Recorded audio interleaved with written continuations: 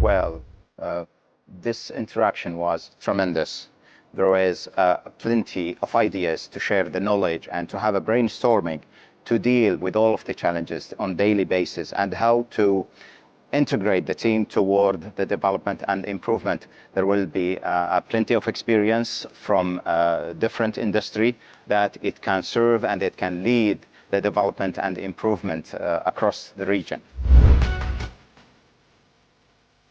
Yeah, the trend is the execution stage.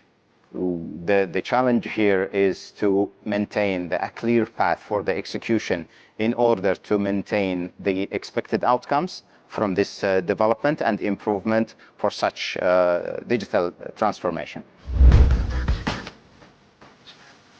It is a tremendous, there is an interaction between different industries, started from the end user through the service provider, and there is a plenty of ideas and sharing knowledge across the sessions. It was tremendous. Thank you so much for giving the opportunity to participate in this wonderful event.